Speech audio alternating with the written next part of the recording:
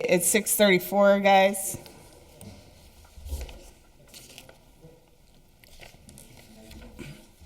Jeffrey, are we all set?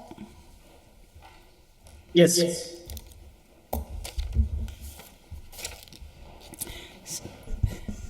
Well, good evening. It is 6:34 p.m. on Monday, September 8th, and this is the Finance Committee meeting. Unfortunately, the chair, Patty Devine, is not available this evening, so I am sitting in her place. And we are meeting in the council chambers. We're also available on Zoom, and we have quite a few people with us this evening online. And no other counselors online. On the committee, we have Counselor Jordan, Counselor Sullivan, and Counselor Ocasio, and myself, Counselor Givner. So with that said, I will entertain a motion. Motion to take item 1 off the table? Second. All in favor? Oh, sorry, I missed something. I'll have to make a motion to take a roll call vote. Oh, wait. Well, Counselor there's no- Devine's not online. Yeah, She so said what- she was going to be online, so that was still in We're my all head. here. My bad. Okay. So the motion was to take up item 1. Ordered that in accordance with MGL Chapter 44, Section 53A, the City Council hereby accepts the provisions of the revised FY 2023 Safe Streets and Roads for All $197,850 grant, with local funds being $24,570 and an in-kind match at $15,000. The grant and authorizes the establishment of a fund or other method appropriate for the accounting of the receipts and expenditures of all resources associated with the administration of the said grant. Regarding grant reporting, any city department of which has received grant funding by approval of the city council pursuant to Mass General Law or any other authorizing criteria shall within a reasonable period of time, but no later than 60 days from the conclusion of said grant, generate a detailed report which outlines the planned outcomes with the documented actual results. Said report shall be submitted to the city clerk for addition to the city council's next agenda. This item was tabled August 11th, 2025. And it looks like we probably would need the city engineer as part of this. See here. So it's Aaron Vega and Mira are here for it. Welcome, Aaron. Thanks for joining us. Absolutely. I think, Matt Sokop is well aware of this grant, but was unable to attend tonight. Gotcha. All right, so would you mind clearing up everything regarding this grant Sure. so we know what we're voting on? Sure. Yes, this has been a long time coming. As you can tell, it's a 2023 grant, but obviously with administration changes and language changes, we had to work with the administration to get this finalized. So this is a Safe Streets for All grant. This is a grant that would enable the engineering department to hire a firm to basically look at every single intersection in the city and develop a plan. There's intersections that obviously have a history of accidents or pedestrian issues. We know that we have a lot of them on High and Maple Street that have been worked on with MassDOT. So this would give the engineering department sort of that planning grant. It's a planning grant, so this would look at all the different intersections throughout the city and come up with recommendations. Obviously, there's no implementation funds for this, so this is just the planning grant. This dovetails with what Springfield's got. The Pioneer Valley Planning Commission did get one for the region that looked at some of the major intersections coming off the highway, but this would be able to allow the city of Holyoke to look at every intersection within the city and create recommendations and perhaps proposals as to address those intersections. My office came to lead this grant for the last year and a half because of the turnover in the engineering department. Chris Baker was with us when we first applied for it, but I've been working with Matt and Mira, and we just met with the our federal liaison to talk about the reporting and the grant work. So they are fully taking over this grant. We will continue to support them. The matching funds are both in kind, as you mentioned, and also utilization of the smart growth funds that we have. There's a little bit of money left in that. That was funds that the city received when the Lyman Terrace project was redone in the Smart Growth District. And so the last time the city council approved the use of those funds was when I asked them to be used for a match for the Mass Trails grant. So we tend to use those funds only, for planning purposes and studies as matching. So we don't really tap into those unless they're needed for a matching grant like this one. So once if City Council approves the recipient of this grant, Engineering Department will work with OPED and with Jamie, our Purchasing Director, to put on an RFP to get an engineering firm to start this work. And many engineering firms that we already work with, Nietzsche Engineering, PAR, Ty and Bond, have done these for other cities and towns throughout Massachusetts and New England. So it's a pretty known program that engineering firms have developed plans for other cities for. Thanks, Aaron. I just had a quick question before we open it up. When you said that there are in-kind funds from the Smart Growth leftovers, and where are the matching funds from? Are they also from the same source? Nope. So in-kind would be a staff time. So we've already developed a spreadsheet for all staff time. Because there will be stakeholder interviews, and obviously my planning department, especially Alex Weiss, our GIS mapping person, will probably have to work with them. So the in-kind is staff time.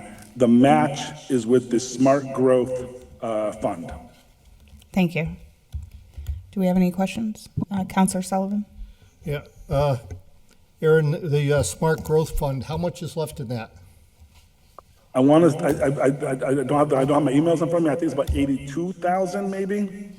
Okay, so there's plenty. Oh yes, there's enough for this and hopefully another plan or two down the road. But yeah, I want to say there's like 82,000. I can double check my email tomorrow when I get back to the office and send it to Jeffrey.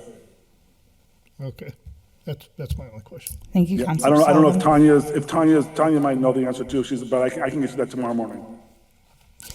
Councilor Jordan? Yeah, thank you. Aaron, good to see you. Couple of questions, please.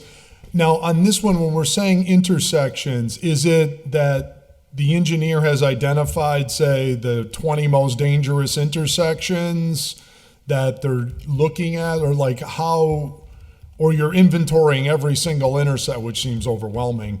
Right. So I think it's a little bit of a mix. I do believe I could chime in a little bit. Oh, go I was ahead, kind of looking at a study done in a similar community that also received this grant, and part of it is kind of looking at crash data. So there's a lot of data gathering that will happen, driven, kind of led by the consultant that we contract with. And then also some community engagement.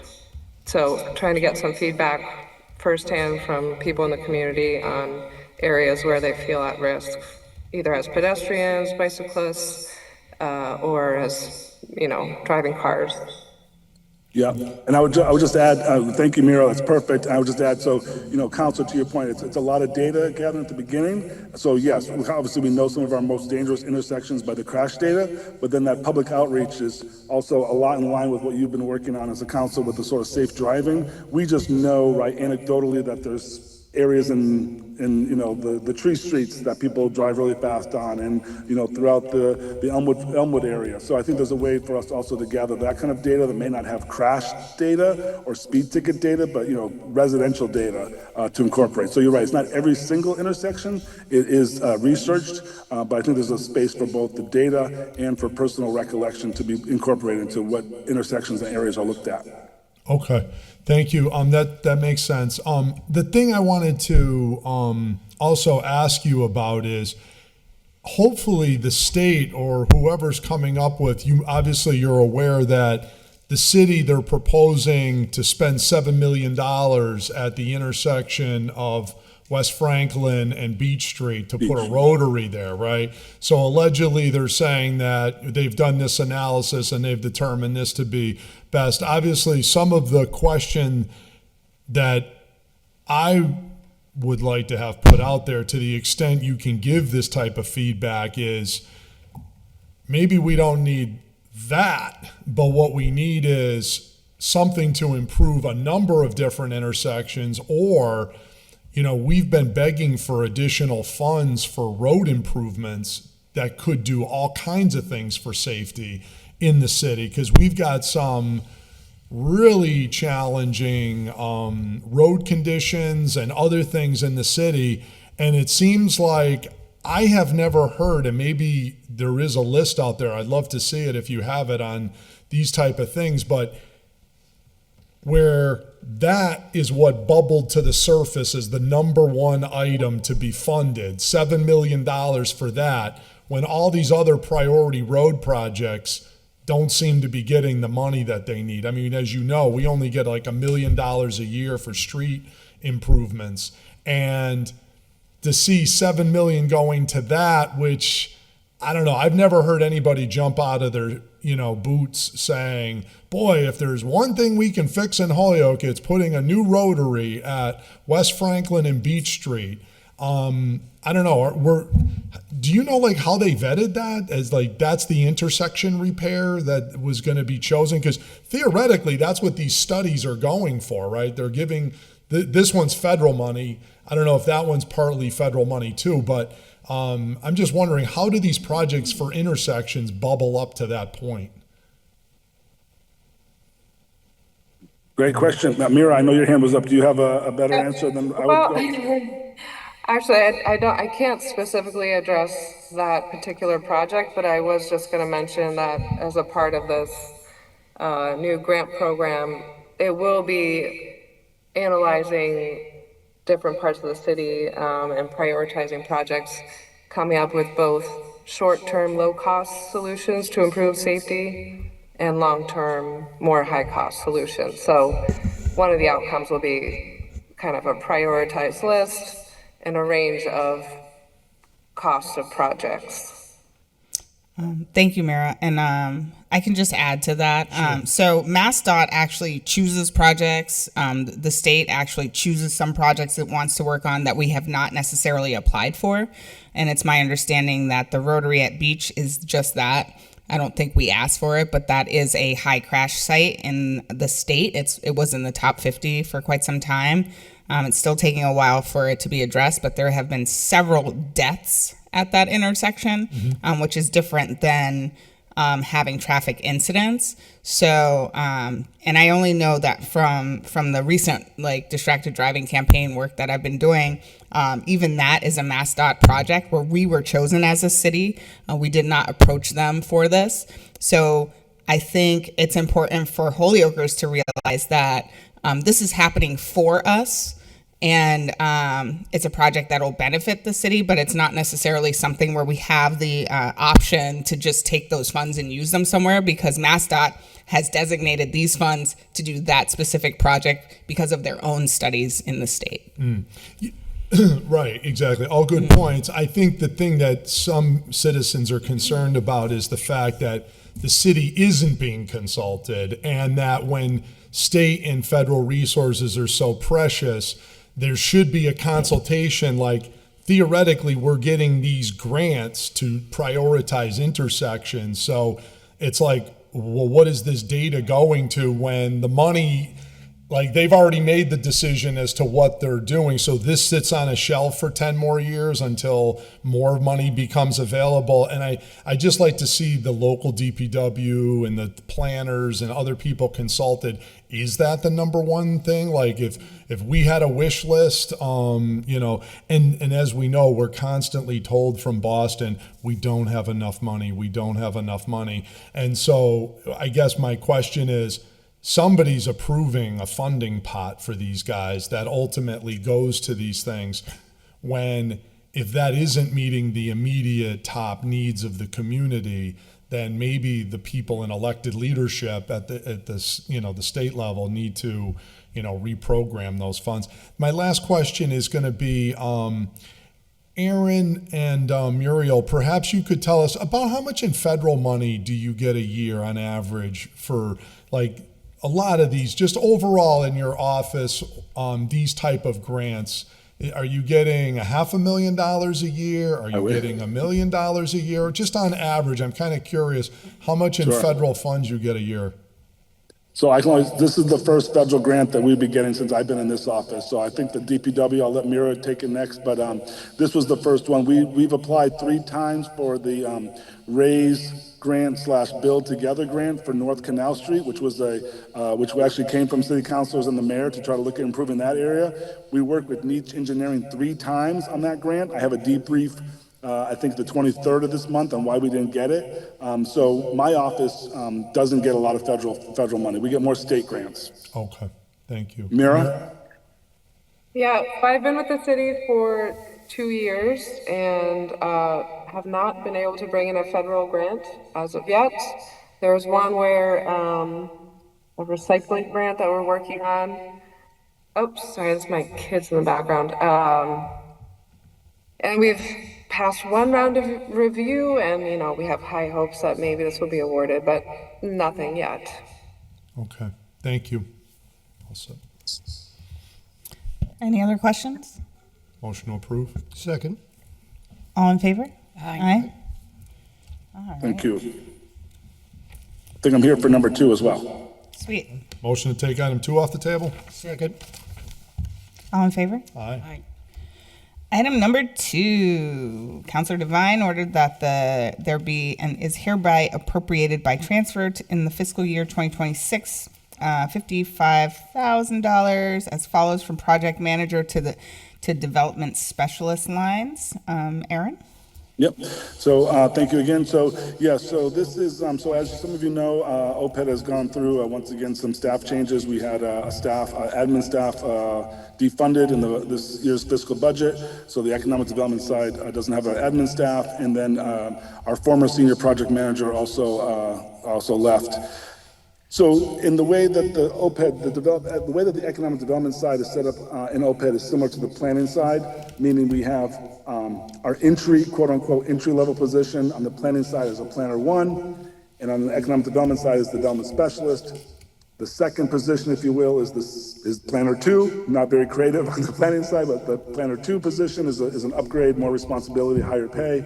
And then on the economic development side is a senior project manager. It doesn't make sense for us to bring in a senior project manager right now because given the salary and given the workload, it's really the kind of position that someone needs to build into. I was lucky that when I hired the former senior project manager, I actually hired her as a development specialist. I hired an admin assistant, and then both of them got promoted. So my senior project manager was the development specialist, and my admin assistant became the development specialist. We were after about a year. So the hope is to be able to bring someone in at the development specialist line. Again, it's the sort of entry level position on the economic development side. If all things go well, get them trained. I don't think we can get them trained in 8 months to become the senior project manager, but working with the budget and working with the mayor for next year. So it just makes more sense for us to bring in the entry level position as the development specialist. We're more likely to get somebody at that salary rate with that job description. So hoping to make the transfer. I had worked with the mayor and hoping to get both positions funded in the budget, but of course we didn't. He did fund the senior project manager position because at that time we had somebody in the position. Now I don't, so I'd like to move it to the development specialist line where I could hire someone at the entry level position. Thank you, Aaron. Any questions from this body? Motion to approve. Second. All in favor? Aye. Aye. All right, with that, we've approved this to send to council for a full vote. Thank you, Aaron. Okay. All right. Thank you. Have a great night. Thank you. too. All right. Motion to take up item 3. Second. All in favor? Aye. Item number 3 from Counselor Devine ordered that there be and is hereby appropriated a transfer for 2026 for $9,342.11 from Chief Inspector of Wires to Inspection Electric. And this is the building department, I see. I believe we have Leslie Ward online. Are you here to speak on this, Leslie? I am. Hello, everyone. Welcome. So what's up? What's up? So my chief inspector of wires, the wiring inspector, went out on disability for medical reasons, and that happened in May. And he was out for some time, and as you know, his union, you may or may not know, his union there's an insurance line for that particular benefit, his disability benefit. And it does not draw out of his, therefore it does not draw out of his pay.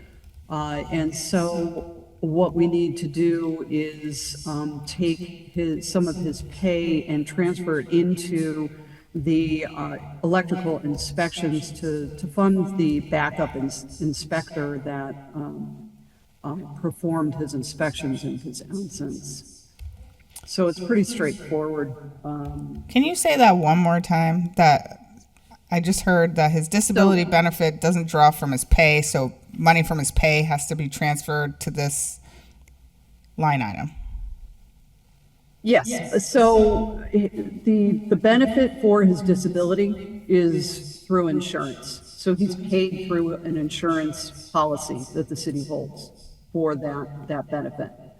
Therefore, his salary is not drawn on to pay him during the time of his disability. So therefore, that money is just hanging there, but actually we need it to cover the additional funds that are required to cover his inspections with the backup inspector. So we had to transfer from his salary line item into the electrical inspections so that we could cover the inspections. Does that make sense? Yes, thank you. Okay. Counselor Jordan? Yeah, Leslie, good to see you. Question, is it a true insurance policy for the city, or is this self-insurance and it's appearing as a bill somewhere else? Actually, I'm not sure. I don't have the answer to that question. Okay. All right, I'll ask. All right. And just out of curiosity, I'm assuming that's a work-related disability, right, for the employee? Actually, no, it's a medical procedure. I okay. don't believe that it was a work-related injury of any kind. It's just Okay. something It's like a we paid had to have family a medical leave situation. Correct, and it's through the union. It's part of the union's Benefits. benefit. Okay, got it. So, All right. Thank you. Thank you, Counselor Jordan. Any other questions from the committee? Motion to approve. Second. All in favor? Aye. So with that, it's been approved for full city council vote. Thanks, Leslie. I believe you have one more item. thank you. Yes, for number 4. All right. Motion to take that off the table. All in favor? Aye. Aye. Item number 4 from Counselor Devine, that the amount of $3,250 be authorized from the building department's electrical inspections appropriation for 2026 for services rendered in 2025, which were unencumbered at 2025 fiscal year end. Leslie? Yes. So, thank you. What happened here was we had a backup inspector, and I believe that he's been a backup inspector for the city for a very long time. This particular inspector, unfortunately, submitted a bill very late to us, and by the time I realized we had to do some auditing of his bill because it included quite a bit of data and inspections. By the time I had gone through that whole auditing process and realized that we needed to transfer money to cover the electrical inspections for the entire bill, I missed the agenda deadline by an hour No. to get it on the table. Yeah, I know, it was not, it was upsetting for me. So unfortunately, we had to pay as much as I possibly could, and then this is the balance of the bill for fiscal 2024 that we did not have money to cover. So I would normally have done what I did with the Chief Inspector of Wire's salary line item and taken that money directly from his salary and transferred it into the electrical inspections. That we heard the explanation of that on item number 3. I would have done that. However, I did miss that deadline. So unfortunately, I could not pay all of that out of fiscal 2024 as I had wanted to do. I apologize for that, my bad. Should have planned better for that. But this is the end result of that. So this is the remainder of that bill. All right, thank you, Leslie. Any other questions from the committee? Counselor Jordan? Yeah, just an observation. It looks like the invoice wasn't submitted until July 30th, so obviously you would have had no way of submitting it during fiscal year 25. So in fairness to you, obviously he's doing inspections, it looks like right through June 30th. So I guess you'll have to, yeah, you'll have to have some way to coordinate with them to sort of anticipate. Otherwise, that'll keep happening at the end of each fiscal year.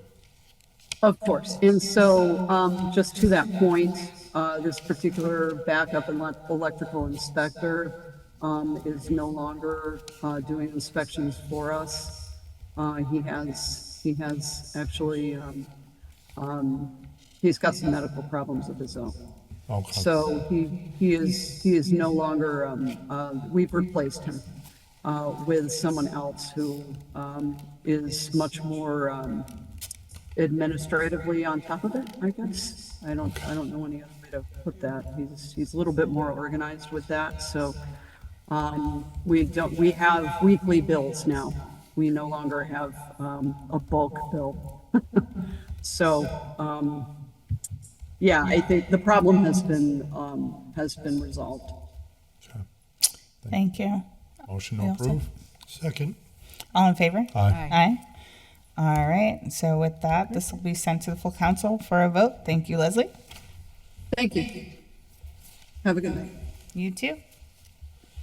All right, approved. Motion to take 5 off the table? Second. All in favor? Aye. So, item number 5 is from Counselor Devine that in accordance with MGL 44, Section 53A, that the City Council hereby accept the provisions of Mass Safe and Successful Youth Initiative, which is a $709,700 no-match grant, and authorizes the establishment of a fund or other method appropriate for the accounting of the receipts and expenditures of all resources associated with the administration of said grant, and has the same grant reporting confines as all the other ones. So I see we have some gentlemen from the HBD here. Would you like to come in? Yeah.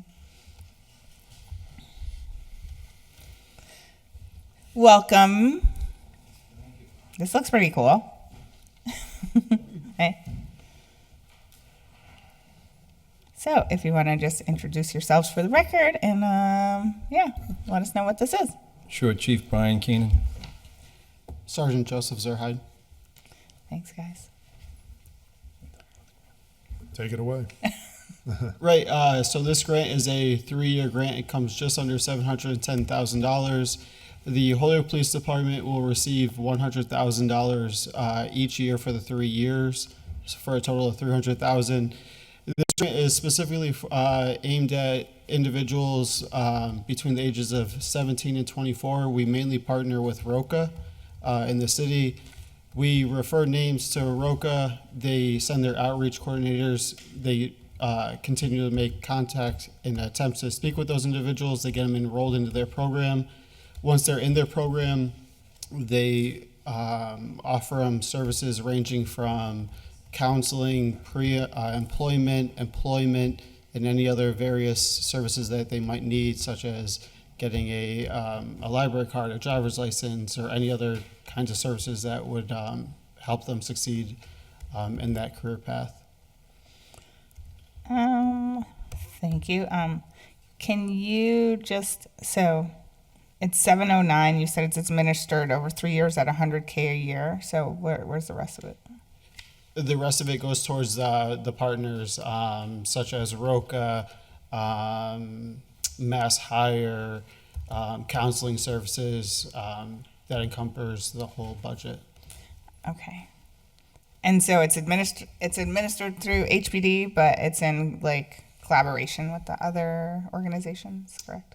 Correct. All the other, so HPD is, the city is awarded the grant, and they're all sub-grantees that all have a portion of the budget that should have been submitted with Jeffrey, but each partner has an allocated amount for the 3 years. Thank you.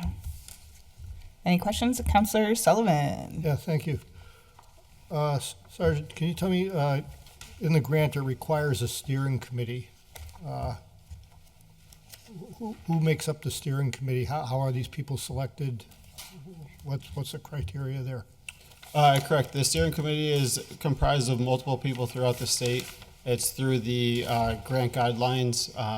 A large portion are out east through the State House and other entities that are involved in the overall grant, not just through the city of Holyoke.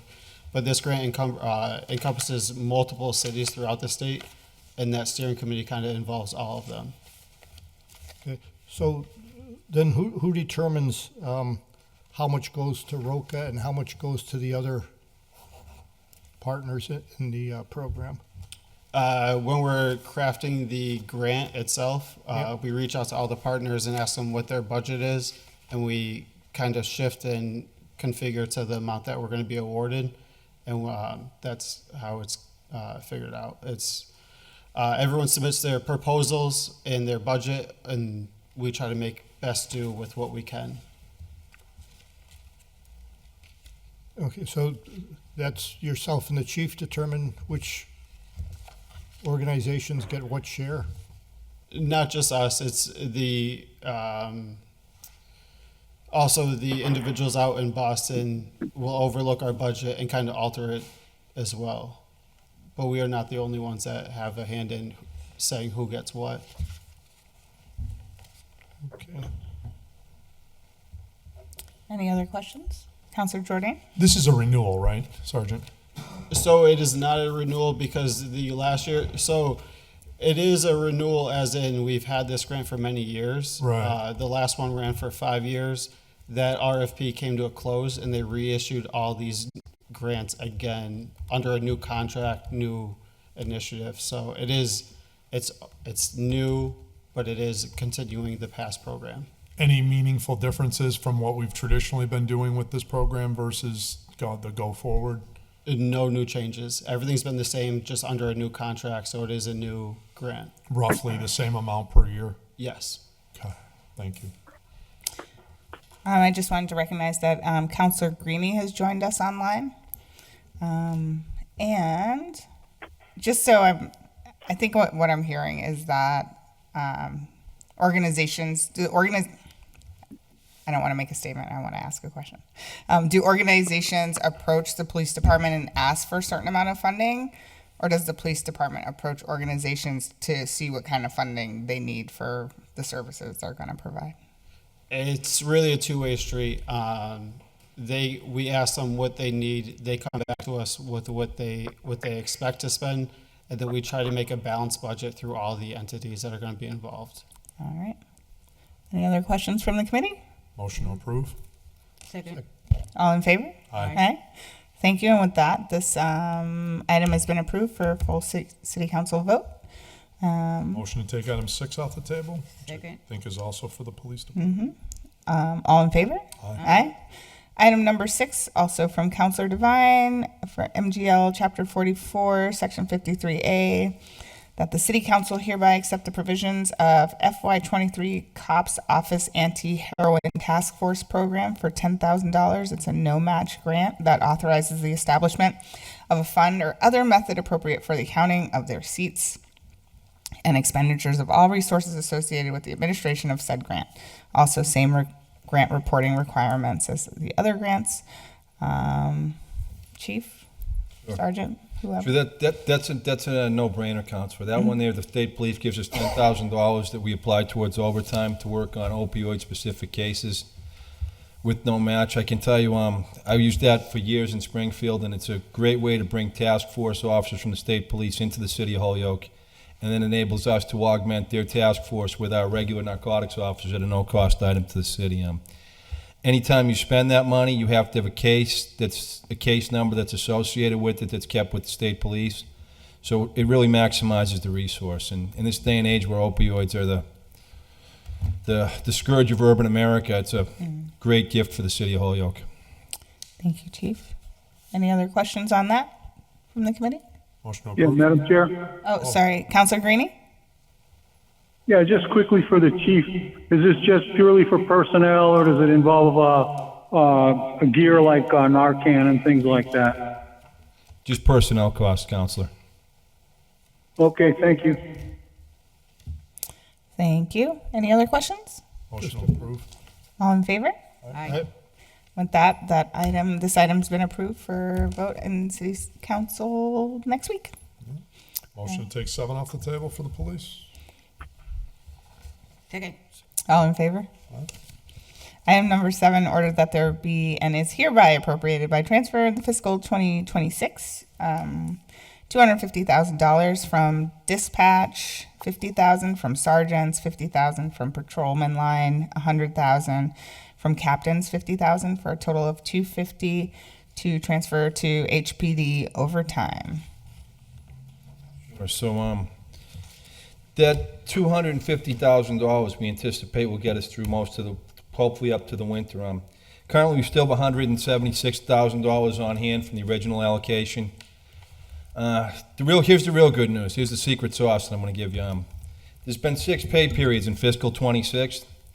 Our overtime is $49,700 less than it was at the same time last year. So, and this is our busy 2 months, July and August.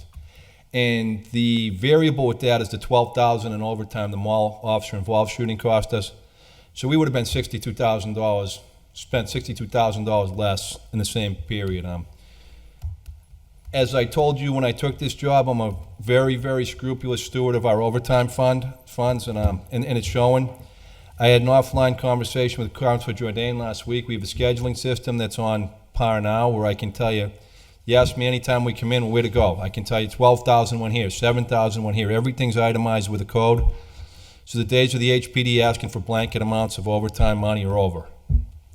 So I love the accountability. It makes it very easy, not just for me, but for you folks as well, to know where the money that you're giving us is being spent. And I'm extremely happy with Sergeant Zurheide and the supervisors at the HPD who've really buckled down on this stuff and realized that overtime resources are precious. And the hidden factor with this was there was a contractual raise from this year to last year too, so the savings was even more. So we're blessed with no homicides, but we've been very, very controlling with our overtime funds and prudent with them. That's excellent. Any other questions from the committee? Motion to approve the transfer. Second. All in favor? Aye. Aye. All right, and with that, this item has also been approved for vote in city council. Thanks, guys. Appreciate you. Take care. Good night. Moving right along. Motion to take up item number 8. Second. All in favor? Aye. Item number 8 from Councilor McGrath Smith, ordered that the city council approve for their consideration $15,000 from the CPA budget to be used for small grants as outlined in an attached letter from the Holyoke Community Preservation Committee. And sorry. Jason. Oh, hi, Jason. Come on in. Welcome. Thank you. I believe we have that. Yeah, it's in the back. Yeah. That was in the back. Thanks for being so prepared.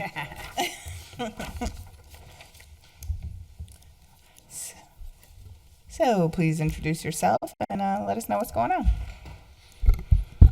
Yeah, thank you so much for having me. Jay Ferreira, 6 Taylor Street, Holyoke, Mass. The chair of the Holyoke CPA committee, and the small grants program was something that had been active in prior years, but sort of fell by the wayside in recent years, and we're looking to get it going again. I mean, I view it sort of as a vehicle for city projects primarily. Our process can be a bit daunting. It's 6, 7, 8 month long process and a pretty intensive application. So this is sort of a way to trim it down a little bit, make it a little bit more user friendly for some of our projects. I mean, some of the things I have in mind, maybe like upgrading veterans plaques or things of that nature, very small grants, the maximum amount that the CPA would allocate would be $3,000, and the maximum size of the project would be $6,000.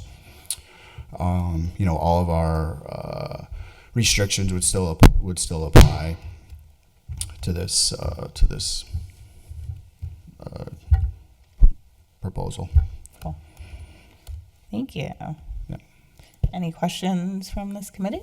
Councilor Jordan? Yeah, just want to understand it a little bit better. I think we had an opportunity to go back and figure out when this all occurred before, because there was concern that like maybe this had been ongoing, but I guess there's been maybe a 4 or 5 year break since, I think it was like 2020, 2021 when the last small grants program came through the council. Was it that long ago? Yeah. I took the liberty to look that up. Okay. Yeah. Certainly before I was on the CPA committee, which has been 2 years. So. Yeah. Because I wasn't familiar with that background. It was during my hiatus, 4-year hiatus on the council. But anyways, I did want to just understand it a little bit better. As you know, normally the committee considers XYZ programs, and then you guys bring it in, and 95% of the time we just approve what you want. We ask questions, and I don't want to use the word we rubber stamp what you guys do, because I don't think we do that. Not at all. I think you guys give very thoughtful proposals. You do a very good job, and then we come in and I'll ask some questions, and again, 95% of these are completely not controversial. Usually it's been some of the bigger ones involving private projects that have had some question or concern. But I see the spirit of where this is going. My question is, why do we have to just say, sight unseen, we approve this $15,000, as opposed to you guys just have a process, and once a year, because you're only going to make these awards once a year, right? I would assume, right? Not necessarily. I think it was Okay. more of a thought of a rolling program rather than a once a year thing. I think, yeah.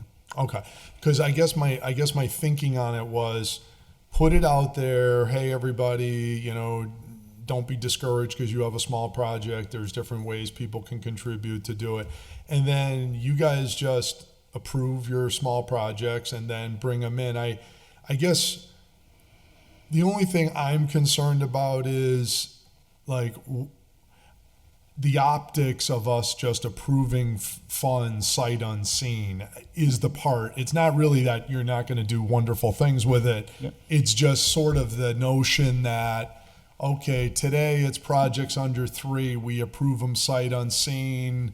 Then people say, well, $3,000's not that much. Why don't we make it $6,000 projects or $10,000?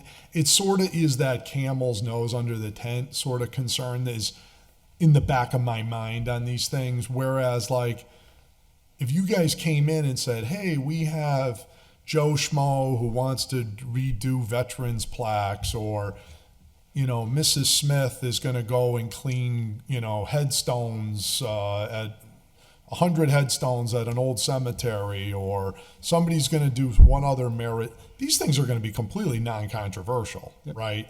So in that respect, I would lean towards just giving it to you. On the other hand, why not just follow the process and just come in?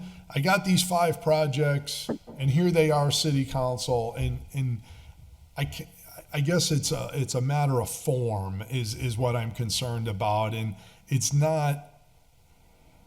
I just don't like the pre-approval. It's sort of like, oh, here's $15,000, spend it however you want, CPA committee.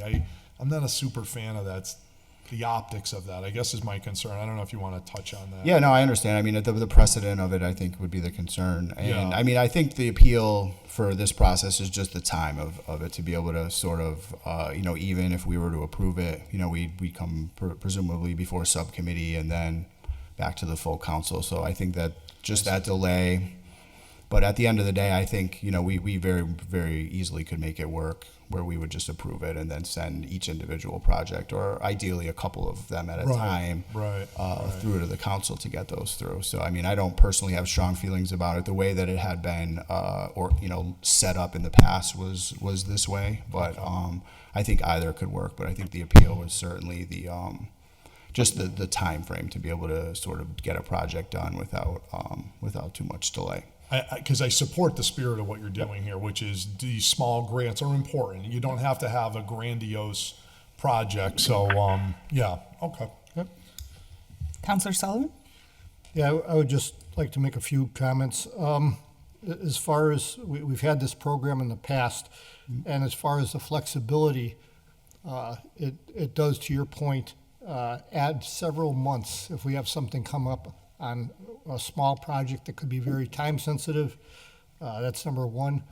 If I remember correctly, in the prior years, even though we approved, I think it was less than 15,000, this is a little more than we've approved in the past. I think it was 12,000 or less, but the money goes, it doesn't sit out there. If only 3,000 or 4,000 is used or nothing's used, it rolls back into the next year. And lastly, we've got a great committee, and this committee itself is always vetted by the city council. So I feel we should have enough confidence in the people that we've already vetted to make these kind of decisions. That's where I'm at with it. Yeah, I would agree, particularly with the makeup of the committee. It's a lot of longtime public servants: Michael Falsetti, Mary Moriarty, myself, Megan McGrath-Smith. I mean, it's a, you know, I'm certainly proud of the folks on the committee. I think that we certainly take the role very seriously, and I think we would do good work for sure. Yep. Thank you, Counselor. Did you have another question, Counselor Jordan? No, I think the world of the committee, I think they do phenomenal work.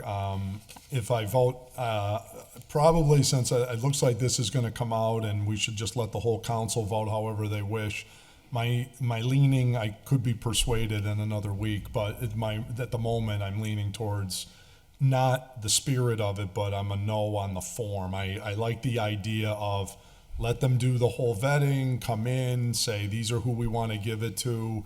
And if anything, what we need to do is make sure there isn't a delay, right? I mean, if somebody comes in, maybe the answer is, why do these have to even go to committee, right? Somebody comes in with $2,000 and you give a letter that describes what's going on.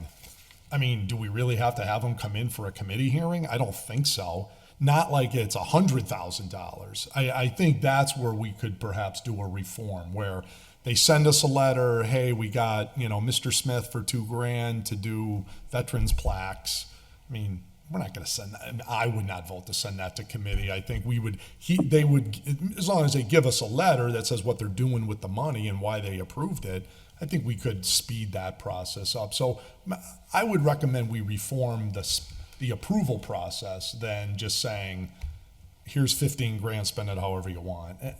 I'm concerned, I guess my future concern is the $3,000 threshold becomes some number north of that for all meritorious reasons. The committee's wonderful, inflation, I mean, fill in the blank. You can, you know, come up with, you know, whatever reason. So I guess that's where I would go with it.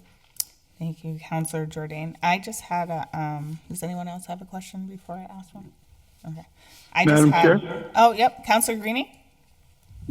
Yeah, just quickly, I have utmost confidence in the people on the committee.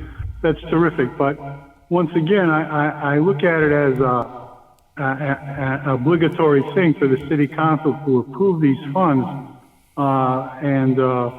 You know, it's $2,000 or $3,000, you know, perhaps not a lot of money in a large budget, but certainly in a small budget, $2,000 to $3,000 is a lot of money. And it would be nice, as Councilor Jordan had mentioned, that the council knows what the project is before it's approved. I mean, that only makes good common sense. Thank you. Thank you, Counselor Greenie. I just wanted to add that this looks a lot like the local cultural council kind of application, and I think I know that those funds come from the state. They don't come from a city tax. So I can see the difference in how they're looked at. But I do think you get more applications, and I like a small grant that allows the city to apply for it, a local business to apply for something, like with any grant, there are parameters here that make a lot of sense, and if you don't abide by the parameters, you're not going to get the grant anyway. So I think if we do approve this, and I support it, we'll support it, but if we do approve this, I think we're approving the parameters around how the grants are given, not necessarily the specific projects, because that's what I think the committee is for, reviewing those projects and deciding which ones will get it. I think if we're approving this, we know that those funds, those $15,000 in funds, would go to open space and recreation projects, historic preservation projects, housing projects, as listed here on the item that you just gave us. So I will support this, but I just wanted to add that tidbit. One thing you raise a valid point. One point I would also look into, I'll check it out before the 16th, I'll do my homework on it, but the statute does require that the council approve recommendations of the committee. And so I just want to make sure we don't really have a recommendation with these. All we're saying is it's sort of a player to be named later. We don't really know what the proposal is. All we're saying is we're approving a budget line of that amount. I'm going to just double check to make sure that's in uniformity with the regulation too. But other than that, I appreciate the spirit of it all. Councilor Sullivan? Yeah, to Councilor Jordan's point, I believe that we did go through that exercise twice before. I don't know if legal's online or if somebody else can add something to that, but it was the name of the person from the state that administers all the CPA funds. Stuart Saginaw, yeah. Yes, there we go. It had been vetted, and this is an acceptable.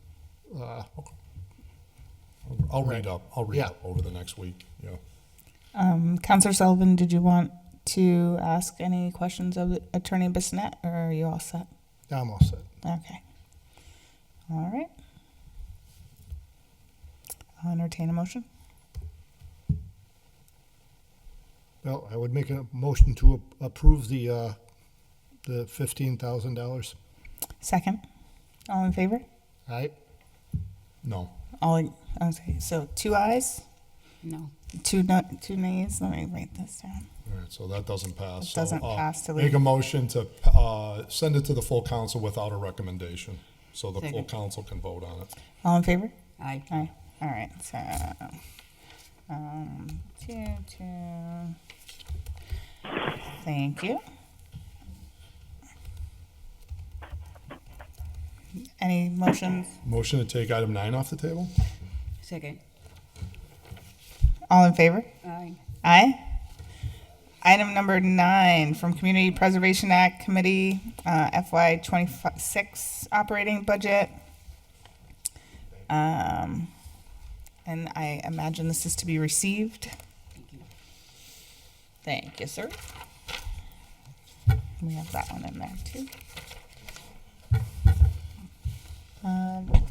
Would you care to review this briefly with us? Yeah, absolutely. So Thank you. it's a little bit different than in past years because we had a bit of a carryover balance from FY25, but the FY26 surcharge revenue, which I get the number from Deb Brunel, came in at $704,804. The state match, that information I get from Tanya, our auditor, came in at $105,544. I did the math on that just because I know we like to know what the state match percentage is. It came in 14.97% match. We had a carryover balance from FY25, and I can kind of break that down. I don't want to get into the weeds too much unless we'd like to, but that came in due to the city surcharge and the state match coming in higher than had been estimated. And we also made a substantial amount of money from income on the investments. There's a good amount of money that's not been dispersed yet, and Rory's done a great job of investing that for us. So we also had a little bit of money. We're going through the process now of closing out purchase orders and on some of the older projects, and just kind of gathering up all that extra money that we can. So Jamie from purchasing has been great as we go through that process. So we got a little bit of extra money for that. So that came in at $108,764. So yeah. Very good. All right, thank you. So this is just setting the budget Counselor targets Jordan? for the year, right? We Yeah, don't this have is to- it. Just sort of a yeah. This is the starting point, right? Now it's the committee, just for the benefit of folks at home who are watching this. We approve upon your recommendation, the overall budget, and then the committee will go to work beginning to how you want to allocate those funds. That's right. Yeah, we've begun that process already. We've completed eligibility applications. We've got a lot of exciting projects. I think the city council is going to be really excited when they see what's coming down the pipe for sure. Awesome. So, and I'll be happy to. I actually have a document prepared that I'll share with the council probably this evening, just Perfect. because it's some really fun projects. Yeah. Nice. Yep. Make a motion this be approved. Counselor Sullivan, did you have a question? Nope. Did I miss something? Did we take up 9 and 10 as a package? No, we just did 9.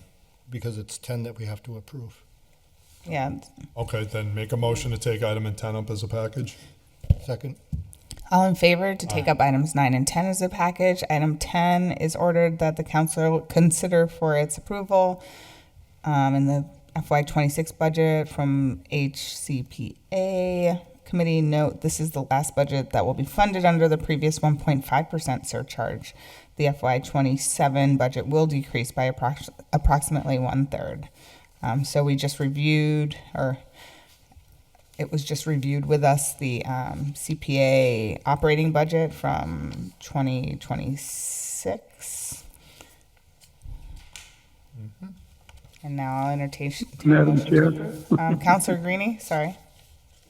Quickly, I'm sorry, but just a clarification from Mr. Ferrara. That $108,760, that's unencumbered funds from last fiscal year that's going to be turned over to this year? Yes, that's right. There was a sort of a surplus on the budget. The estimate from FY25 came in under by that amount, so that'll be rolled over, and it won't be used for admin expenses too. I could say that we'll keep that money on the field, as I like to say. Okay, thank you. That's a great start. Thank you, Counselor Greenie. Motion to approve. Second. All in favor? Aye. Aye. So with that, this item's been approved for full city council vote. Yeah. Thank you, Mr. Ferrera. Great, appreciate it. Thanks so Have a much. great Have night. a good night. Alrighty. Come on down, school department. Oh, two What? Seans. What? We're gonna need 2 introductions.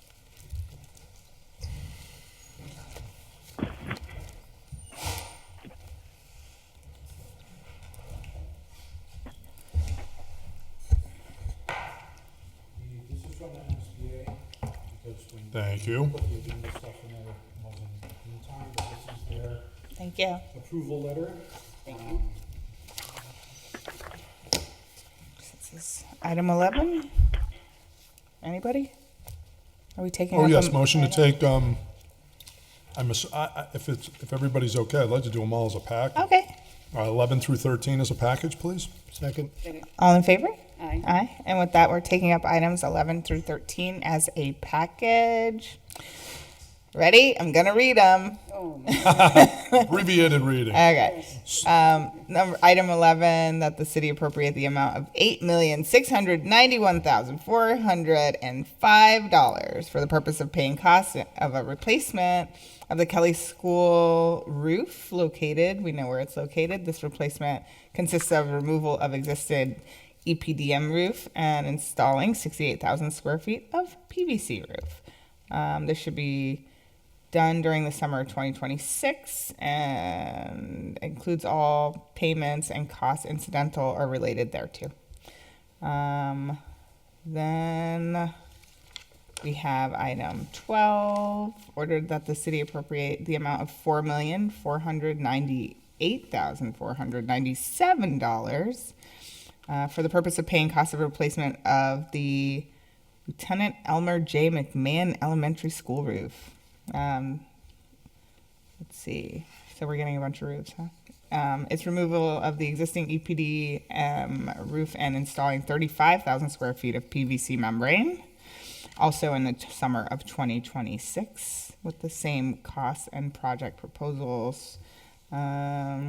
City may be eligible for a grant from the Massachusetts School Building Authority and the said amount to be expended under the direction of Mayor Garcia.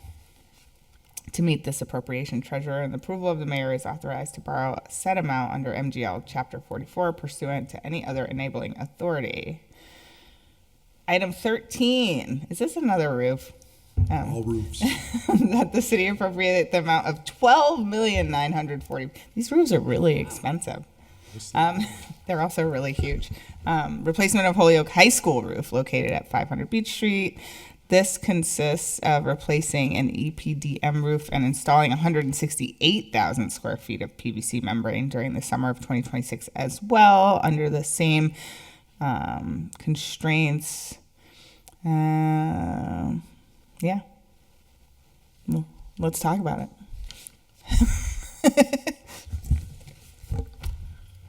If you could just introduce yourselves and, yeah, give us an overview, please. Yep. Thank you, Madam Chair. Thank you, councilors. My name is Sean Sheedy. I'm the Director of Facilities and Maintenance for the Holyoke Public Schools. And I'm Sean Mangano, the Director of Finance for the Holyoke Public Schools. So do you want me to give a quick overview of... Sure. So the council a few months ago approved 5 roof projects. These are 3 of them. The MSBA split the roof projects between 2 separate OPMs and 2 separate designers. They split them based on these 3 are complete roof replacements.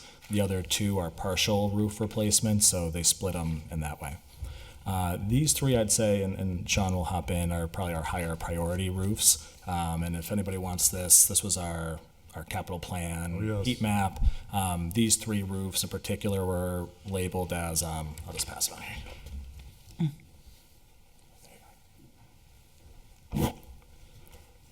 Were labeled as high priority. They're in the orange there for these 3 schools. What I gave you there in that packet, so the first page is exactly what was in the capital plan that we put together last year as of December 30th, 2024. And the second page is what it could look like a couple years from now if these projects are all complete. Because even since December of 2024, we've made a lot of progress on this. Aside from these roofs, we've replaced some playgrounds that were in need here. There's a boiler that just got replaced this summer through a grant at Sullivan. There's a lot of other headway we've made. So this will just keep a lot of the positive momentum that we've started. So these 3 roof projects are coming to you. There will be 2 more coming later in December. The OPM we have for these 3 is just moving much quicker and really trying to hit next summer to avoid costs going up if we wait another year. So these projects would have to be done during the summer. We can't really do them while kids are in school. For the McMahon School and for the Kelly School, these cost estimates include code updates related to accessibility. Because roofs are getting really crazy expensive, as you can see in the numbers, it triggers ADA updates. It exceeds 30% of the building's assessed value. So those are included. The good news is that the MSBA is now reimbursing the same flat percentage of 80% for those code updates. They didn't always used to do that. So if these projects are approved, you'll get code updates as part of that. For Holyoke High, there's no code updates included because it didn't trigger that 30% because the building is just worth more. So, Sean, anything you want to add? Yeah, and so like what Sean was saying is you're not just getting a roof with this. We're getting upgraded bathrooms. We're getting door handles. We're getting ramps. We're getting handrails. There's all these things that are in Kelly and McMahon that are in desperate need of getting upgraded. And as part of this roof project getting done, those will get done too. Common bathrooms. Staff bathrooms don't meet the criteria where we don't have to upgrade those, but a staff bathroom could be in a common area, where the public is going to use it, so it will get upgraded. All bathrooms that are in classrooms where the students are using them, you have to, according to the Architectural Accessory Board, you have to upgrade those and make them ADA compliant and up to modern code. So all of those bathrooms that hit that requirement in Kelly and McMahon will get upgraded. Cool. And you're talking about ramps too, where you exit out of a classroom, where we have a lot of classrooms where you exit out and there's a drop down, right? So there's ramps will be installed, whether it's concrete, asphalt, aluminum, whatever the designers come up with. But door handles, doorways that are too small, those have to get upgraded. So anything to make the buildings ADA compliant. And these costs represent the maximum. So this is based on the budget that includes a pretty, it's a MSBA required, but contingency included in those figures. What we've seen with previous MSBA projects, especially accelerated repair projects, is that they've come in quite a bit lower. The one we just completed, the windows and door project for several of our schools, came in, I think, a couple $1 million lower, if not more. So this is sort of the upper limit. I would expect it to come in quite a bit lower. Even the code updates, they're working through those to see, like, this is sort of the maximum what the code updates could be. They're going to go through that with the building commissioner and see if there's practical adjustments they can make as well. Just, yeah, like we could save money, but that's ultimately up to them, and certain things would trigger what we would have to upgrade. But the initial, what we applied for with the MSBA, all of that has been captured. So there isn't like a hidden cost or something like that. Everything's been identified ahead of time. That's awesome. Councilor Jordan? Yeah, thank you, Madam Chair. Gentlemen, question. The bond refers to roof replacement. The MSBA grant letter refers to roof replacement. Tell me about how is there any money in here for fixing bathrooms and doorknobs and railings and ramps? Why isn't it saying roofs and other improvements or something in here? Like, So they don't specifically put that in there. It's the money that triggers it. The amount that the roof cost would be triggers the 30% over the estimated building value. So you automatically have to upgrade the ADA, the accessibility of the building itself. But I think I understand your question. As Sean's right. So it's also rolled into the roof project. But the numbers, if you look at one of the files we gave you is the breakdown of the MSBA budget. And in that file, it's actually, again, this is a new thing they do now. It breaks down the construction costs between the roof. I don't have an MSBA budget. It would have been in the electronic file that we sent, but if not, I can share it now. I can give, yeah. I only have a copy of the bond, I have a copy of the MSBA letter, and I have a Sorry, facility we thought there was. connection. I think that's, just for clarification, I think those were all over 100 pages, is that? Yeah. Yeah, so Jeffrey had sent out an email saying that if we wanted a copy of it, he would print it, but otherwise it's available electronically through the file. And I'm looking at it here, so it definitely was We have like attached. maybe a couple key pages there that. Can I share if I Yeah. join, can I share Yeah. my screen and maybe show it that way? Yeah, Let me see if I can join. just turn off your mic on your computer. Okay. Yeah, because within the spreadsheets that we have in there that gets submitted for the SD submission, it does have it broken down in there, and with some quick math, you can see where it's showing for the roof and where it's showing for the accessibility. Right. Yeah, I mean, Hoyokai alone is 153 pages or something like that. Yeah. I'm seeing, item 11 is 106 pages. Yeah. I didn't know that. I would have printed some more packages. All right. Is it possible for me to be? There we go. Okay, cool. Panelist.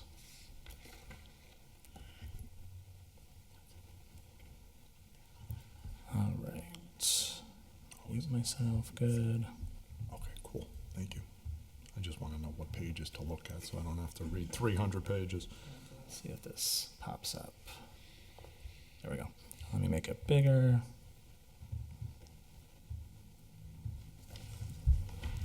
So you have this among those 100 pages that were sent to you.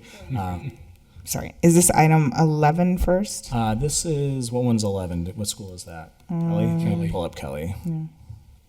Move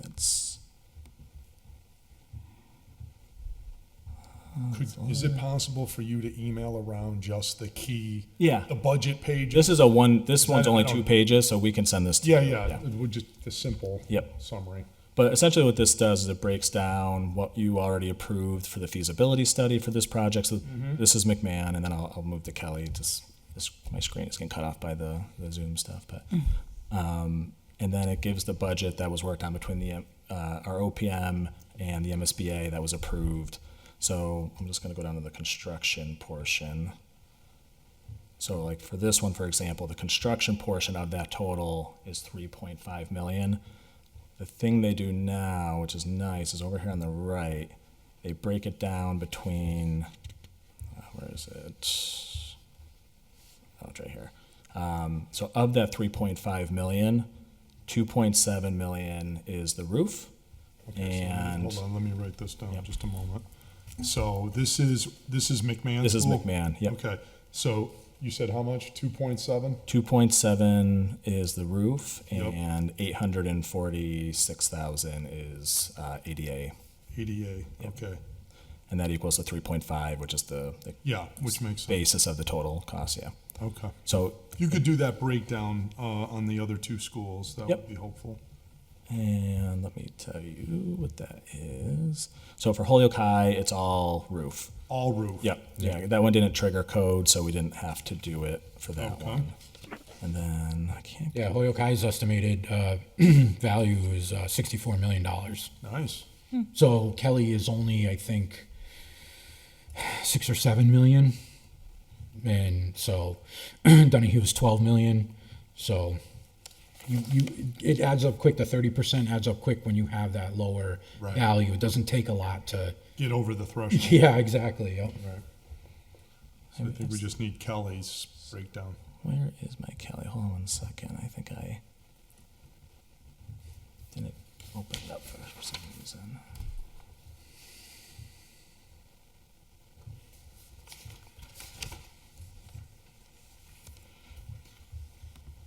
Here it is. Okay.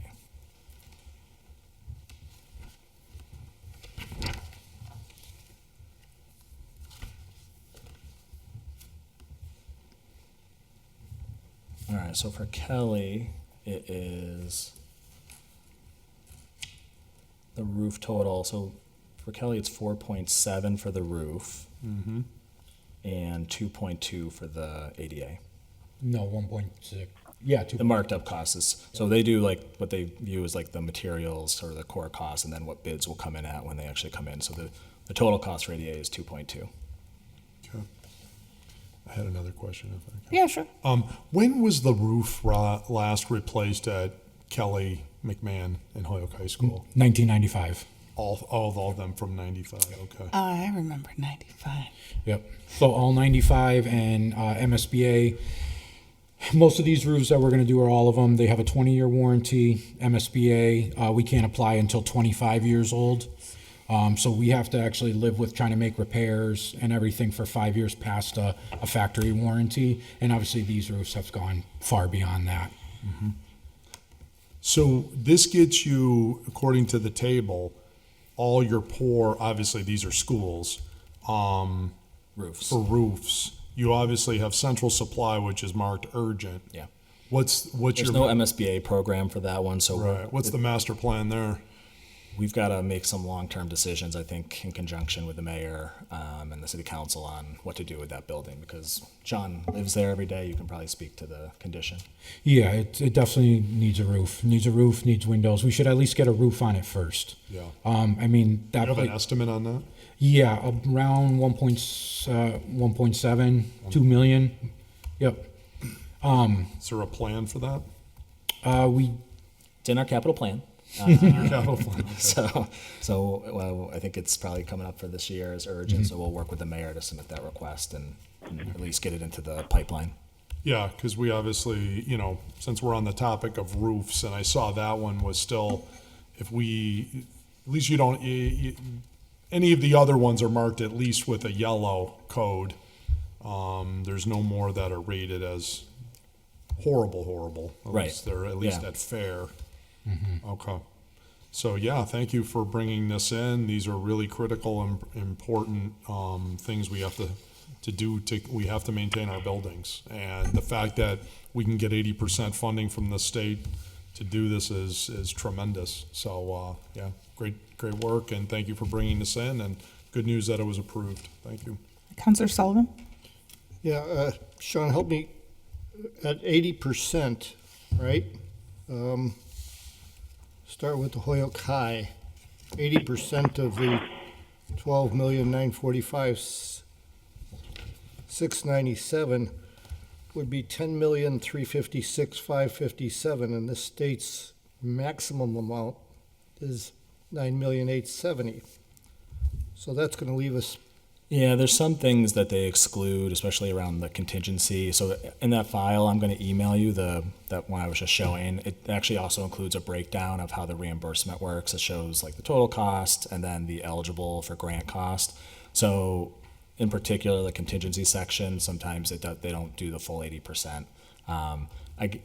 I don't think we're going to be there because of the recent experience we've had with the PEC school and with the windows and doors. I don't think we're going to be anywhere near that maximum. I imagine we're going to be well below these numbers, but there are some things, the MSBA, they set caps for certain things, and so they do 80%, but they do 80% up to a certain level. If we come in over that, then they stop reimbursing at that point.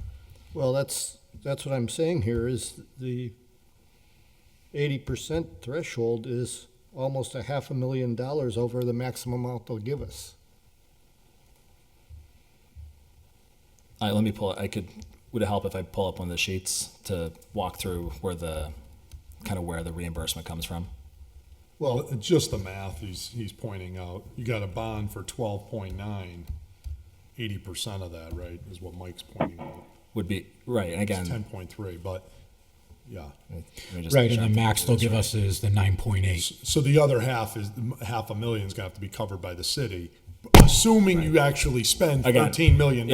Correct. Let me, again, when I send the files I just reviewed, I'll put a breakdown below each one that kind of shows clearly where where the reimbursement is not coming in at 80%. But again, there's some things they exclude, and contingency is one of those where they don't give you the full 80% the same way. So the bottom line is we're not going to get 80% reimbursement. Depends where of the full cost. We may. It depends where the bids come in at. So the bidding for this will likely be conducted in November and December. So when we get actual bids and the actual what the final construction cost will be, we may not need to tap into contingency. We may be well below that, and we could be really close to that 80%. Like for the window and door projects that we just wrapped up, some of them we were very close to the 80%. Some were a little bit lower percentage because the costs were just higher and exceeded some of the caps that we have or that the MSBA has. So it's potential we could be right around that 80%, and potential that could be a little bit lower based on the bids. And a little bit lower means we'll be on the hook for more than 20%. The lower the bid, the more likely you'll only have to pay 20%. Again, a higher bid is more likely to push the cost over a cap of the MSBA. Well, see, we went through this a couple of years ago when we were trying to do 2 middle schools. And when we looked at it, there's not a single project anywhere in the state where anybody landed out with their full 80%. So even if the bids come in lower. For a building project, I think it's a lot different. So for a complete, like the PEC project, it's a lot different because there's so many other variables that go into it, and there's a lot more of those caps I'm talking about. For these projects, for accelerated repair projects, which are just focused on one area, there's more of a chance that we could get to that 80%, or like I said, right around it. This isn't as complex as like a renovation project or a new building. It keep scaring me though when you see more of a chance of getting to 80%. Until I see the bid, until we know the final cost, it's hard to say. But the way it works is you have a budget right now that I'm going to send you. That was in your packet, but I'll send it directly to you. When we get the bids in December, the MSBA will take those bids and develop a new budget. And so you'll see that same information and how much we're going to get reimbursed. You'll see it with the actual bids put in, and at that point, you'll have a really kind of exact sense of how much we should get reimbursed. Okay, yeah, I've seen that before, but even still, as they put their bids in, there's certain things that would be disqualified regardless of the size of the bid. Whether the bid was for 9 million or 10 million, it doesn't change the things that the MSBA disqualifies.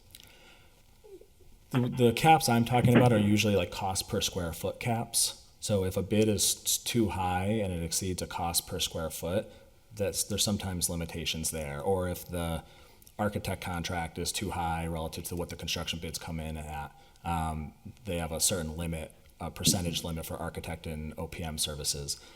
So those are things that are related to basically the contracts that we sign. So we have some control over that.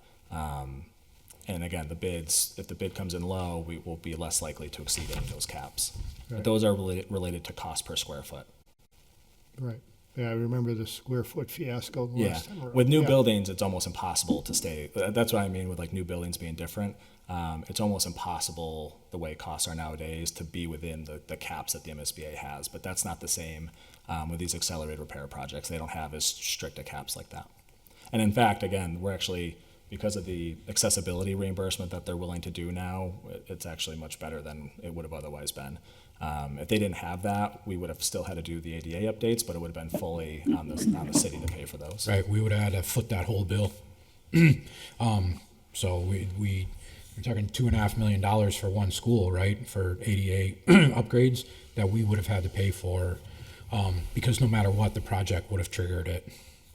Yeah, no, I'm just being a little cautious because we were looking at where 80% turned into 56% and, you know. Yeah, I don't think Will ever, not be it there. would never We be will- that. We will be in the 70s, I would say, at the worst. Yeah, 78.6%. That's what we just went with the Donahue, the McMahon, and the Lawrence window.